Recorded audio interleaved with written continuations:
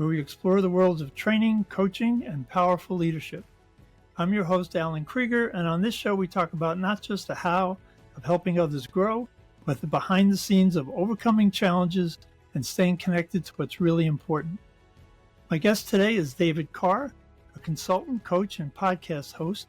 His company is Steward Your Business, based in Southern California, and he consults with companies and leaders about how to streamline operations, strengthen leadership, and build great teams. Whether you're a new coach, a seasoned facilitator, or just curious about what it takes to thrive in this world, this episode is for you.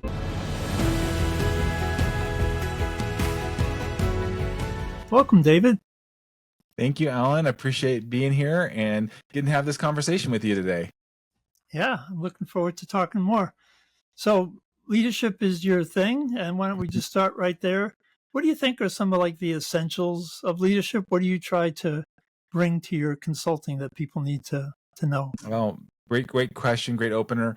What I found, Alan, for years ago, I come from the environmental consulting space, spent 25 years there. And what I realized was, as a technical person over the course of my career, then I was asked to step into two things, management and leadership roles. Those are two different things, as you know.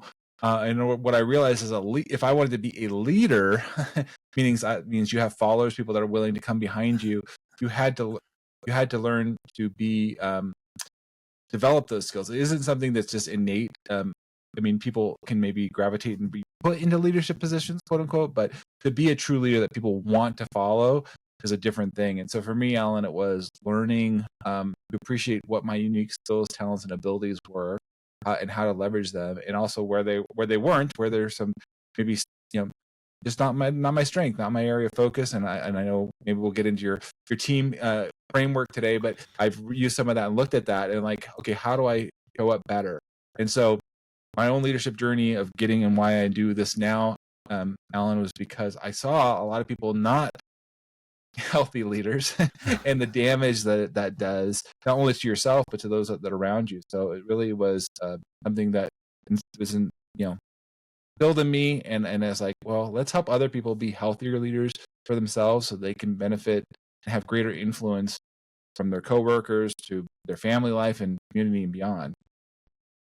So you were a leader, you've been through the leadership journey, and now you're solo, but coming back and helping others learn to lead and be more effective.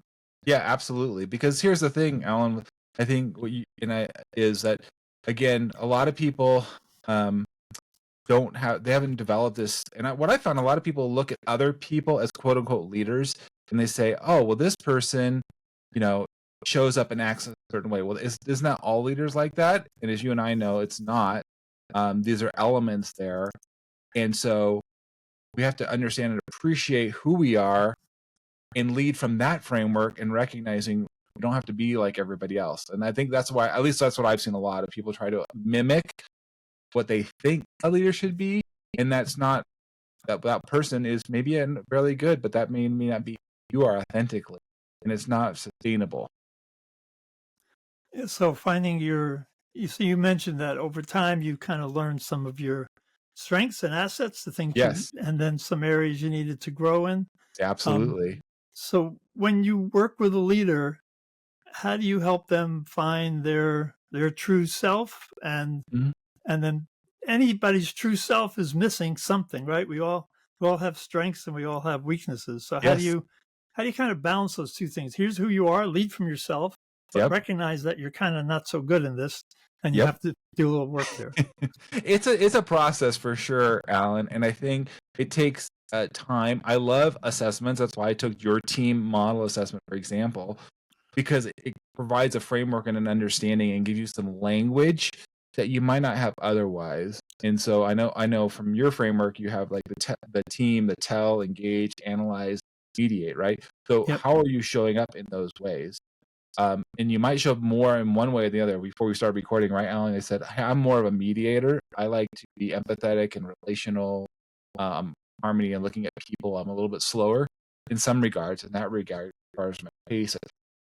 So I understand and appreciated that about myself, and recognize that I'm not going to be telling people what to do. But here's the thing, like you said, how do you once you understand this, like, so that's not a bad or good thing. It is. However, if I have somebody that wants to tell me some things and like, boom, like, hey, this is the way it has to be done, and boom, if I don't understand and appreciate that, like, hey, they're actually helping me be better. And that's not my natural strength of way of being. I actually want to pull people in that don't speak the same language as well, because we'll be stronger together. I think that's what a strong leader is. They're not threatened by another voice or somebody else's strength. Well, they actually really lean into the, like, I actually can benefit from it. I think that's really strong leadership. I think poor leadership is when they want to isolate and say, I only want people just like me in the room, right? Yep. Yeah, you're old enough to remember it's my way or the highway was the expression way back I when. am. Welcome to my shop. Here's how we do things. We're doing it this way. Right. And that may have worked maybe way back when, but it certainly isn't working today. Mm-hmm. Mm-hmm. Yeah. So in terms of styles, I think that's a good point that you want people to be authentic. So your style is more of a mediator. You like to engage with people and take your time, listen, and draw people out. And then you mentioned the tell style, who are really quick and direct. So one thing, if someone is your boss telling you and you learn to appreciate that they're not doing it to be rude or mean, this is just their way. But how do you, as a leader, work with a tell employee who wants everything quick and direct and don't take time? I don't want to talk to you. I don't want to engage with you. Just tell me what you need and let me get out of your office. How do you work with somebody like that when that's really not the way you like to work with a team? Well, that's a great point, Alan. And I think it's part of maturity as we grow. So for example, if I have somebody, I work with a number, actually kind of funny, I work with a number of women business owners that happen to be that kind of way of being, Alan. But they've learned, and I help work together, of how do they have greater influence, and people will respond to them if they soften that a little bit, or at least caveat it. Look, and say, hey, you know what? I'm going to be very upfront with you on some things. Are you ready to be able to hear that? Are you in a place to be able to receive that? And they say, no, but it's not going to be that effective. If they just try to ramrod it, or like it's stressing out, some other folks, I'm like, they're not going to be engaged with your initiative. But if they feel a part of it and they understand that, then they're more likely to come alongside and again have some followers there. I've gotten the challenge even my own wife at times will like question me on very specific things, which I'm not, but she's being very pointed and questioned, and I have to understand, okay, she's trying to help me, and I have to train myself to be a good place to do that. But this isn't natural in my experience, Alan. It takes time, and it's not a one and done. It's an ongoing thing. That's why we have coaches, right? To like, oh, where did I get off this time? Improve next time. Yep. Yeah, and that's why I call it T.E.A.M, T-E-A-M, because together all the styles work well if people respect and appreciate the differences. The vive la différence, then we can have a good team. If we don't understand and respect, we have conflict. Yes. And and so when I work with leaders, the same thing. The idea is that this is who you are. In your case, mediate was strong. You also had the analyzer and the engager, so you had the deliberative and the people side. But what you were missing, or what you didn't like, is the direct tell. You have to know, first of all, to appreciate where they're coming from. And then, like you said, when you work with people who are tell leaders, that they have to explain, kind of introduce themselves before they come and hit just direct. And so as leaders, we have to learn to manage all four styles. We have to be able to talk from them, and we have to engage with people with all these different styles. We have our natural strength and comfort, and then we have our areas of growth. And like you say, I don't think you never get there. You get closer, you get better, but it's always learning and working. Absolutely. So, any stories or examples of a time when you were working with a leader or a team, and you were able to kind of break whatever the damaging culture they had and help them into a new place? I mean, I think what happened is, especially when you're new to this and you haven't done a lot of work, because I started doing this work on myself years ago, but what I found was as we started to understand this and give language, and that's why I like assessments like this, because you can say, okay, I'm more of a mediator, or I'm more of an analyzer. So you can use some shared language. So whatever the assessment that you're using, start to create a shared language. You're not talking past each other. And then you can see like, okay, David is acting more as a mediator right now. I'm trying to tell him. And so you start to say, okay, then you can draw out each other, and you're not so offended, if you will. And I find this really important when you have people that are strong in their personalities, and if they don't understand and aren't able to articulate this, Alan, what I like to do is help clients use what I call a liberating statement. Create a way of explaining and expressing who they are, and being able to express, like, if you listen to me, for example, and take this in, you'll benefit from, we'll both benefit, right? I'm able to express, for example, I work with people that are very creative or innovative, right? They have amazing ideas, but they really struggle with some implementation, getting down to the details. So they say, look, when I share my idea with you, it's not fully formed. So if you're going to judge me on my idea right from the get-go, we're going to have problems. We're going to have conflict. But if you can at least hear me out and help me refine my innovation, my idea, then we can better collaborate together. And so it's understanding that with each other, and that's where you start to build more interdependence upon each other, Alan, because what I find is people that won't become interdependent, they'll kind of stay independent of each other or siloed otherwise. Like, I don't want to cross over. But I like to use this funny Ghostbusters reference. But if you've watched Ghostbusters, you want to cross the streams, you want to get a multiplying effect. When we do this, we become interdependent. There's a multiplying effect. You can stay isolated and keep going. But when you can use your superpower, like you said, on the team come together, thinking of Marvel, the Avengers, or whatnot, you have a much more impact and power. And so when they see that greater vision, to me, it's exciting, and there's an energy there, and people are leaning into that. And that's what I love coming into companies and helping individuals, create that space, because I'm sure you've seen that too. When you start to do that, it's just, the energy is palpable. It's like, man, people are like really leaning into this. Yeah, again, sticking with communication styles, what I've found and what you're describing is that people have been annoyed with each other, and there's been friction because they don't like the way they're being treated. When they suddenly understand that that's just the person's style, they're not trying to be mean, rude, arrogant, or anything else, it diffuses, it depersonalizes the conflict. And I've had organizations where after we do the training and working, that someone will go into the supervisor's office and says, hey, I'm an A style, and you need to just stop and give me all the information I want. You have to take your time. I have a lot of questions. That's just who I am. And it was just a really, again, a liberating way to talk about it. It's not like I have all these questions, you're not giving me information, I don't like you, but it's like, I know you don't want to give all that, but I need all that, and we talked about it, so give it to me. Right. And they all laugh about it, and then they do it. Right. So, I like how you said the word diffuse is a good word, Alan. It's breaking that down. But in today's world, we're so polarized and so triggered, and I think I've learned this. If you spend the energy to look at your triggers or tendencies, we're always going to have them. Like you said, we're naturally showing up a certain way. So just own them, whatever that is for you. So for example, me as a mediator, perhaps I like to maybe overcompensate something. I'm very optimistic. I'm very like, hey, we can get this done. I've had to, for example, empower those that are maybe more questioning, that are that need more reassurance. I had to empower them to speak up, because they wouldn't speak up to me as a leader. They would be quiet. I don't want to be disruptive. And so that I would say, look, please speak to me, because I know my natural tendency is to kind of be overly optimistic, very positive, and hey, we can get this thing done. And they're like, I don't think we're going to be able to do this. And if I didn't engage them and draw them out, I would be undermining my own influence. So I had to learn to actively do that. And as you do that, you're going to be a much more effective leader.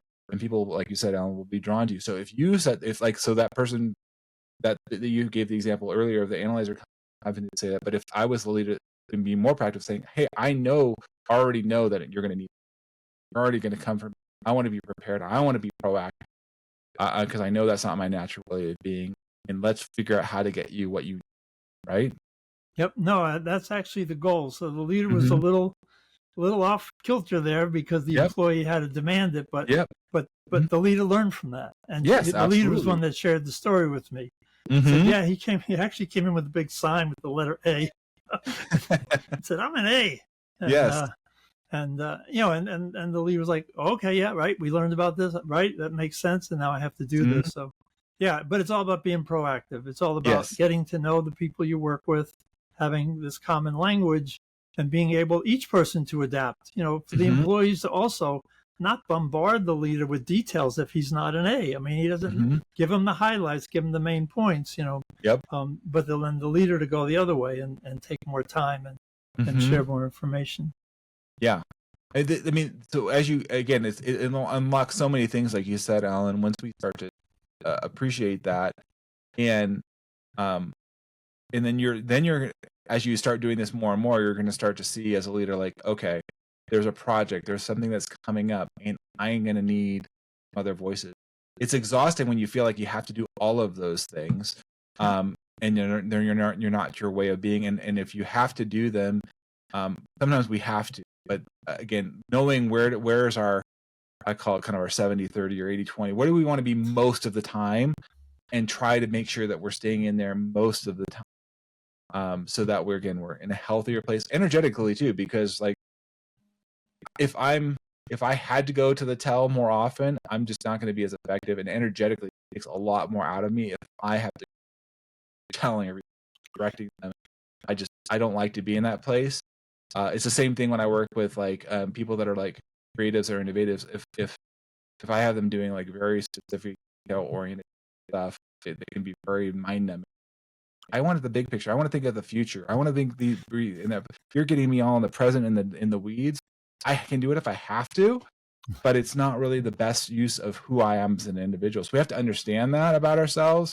And again, the better we can explain that and share with others, I find that then again the team aspect builds. We're building that team, but it does take time. Unfortunately, I would love to say wave a magic wand and say you do an assessment and you read this once and you're magically understand this all. It just doesn't work that way.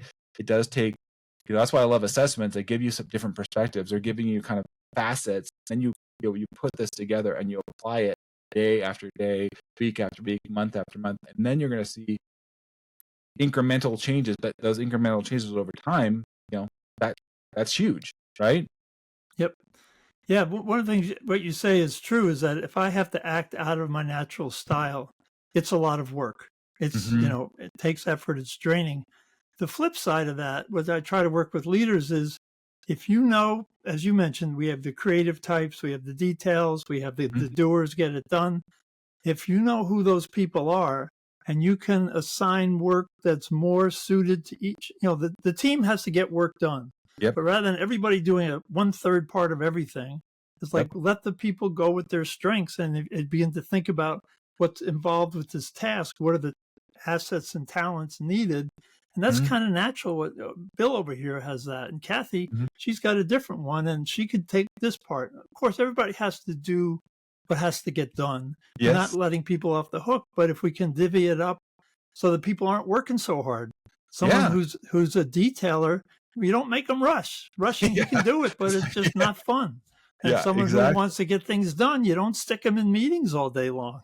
He wants to do the work, so to be able to as much as you can begin to assign people where their strengths are, energy comes up, productivity goes up, the team spirit goes up. It's like, oh, she's doing that. That's great. I don't like that. Yes. So happy that she can do that, and, Right. yeah. Yeah, and I think as a leader, like you said, as we understand that and we see that, that's great, because sometimes what people do is they get into a leadership position. They've just, again, like I said earlier, they got to be like me, and I'm like, I don't understand, because they're threatened. Here, part of it too, I think, Alan, there's a threatening of like, oh, they're going to take my position, and then we don't want to be coming out of fear or manipulation. I mean, you can, but it's not gonna. I don't think it's gonna be successful in the long haul. So, like, how do we do this and build understanding and appreciation on the? And me, that's just creating that lasting culture. And here's the thing: ultimately, while working with business owners and companies, Alan, as you know, this is like the cost of losing or having to hire an employee, the time that it takes to get them integrated. Because even if you hire an amazing person, there's what I call a storm of change when you bring them in. There's an equilibrium that has to happen again. So if you can keep that core team and have them grow and adapt over time with you, like you said, as you need, your company, your organization is going to be so much stronger, and it's going to be stand head and shoulders above other companies trying to get into the market. Just being very intentional with taking care of your people. Yeah, you used the word a few minutes ago that has come up sometimes, manipulative. That Mm-hmm. what you said, you're intentional, you're taking care of your people. Someone else Mm-hmm. said, well, you're manipulating. You're talking to this person the way they want to be talked to. Well, I'm not sure it's manipulation, but Mm-hmm. you're treating people the way they want to be treated, Yeah. which is Yeah. the right way to be. And it's Absolutely. effort on your part. You're manipulating yourself to be more effective with others. But manipulation has, negative connotations. I But agree. I would say I wouldn't. I think manipulation is doing it for maybe self. I mean, yes, I'm looking after me, but ultimately, if I understand this, it should be a win-win solution. It isn't I only win.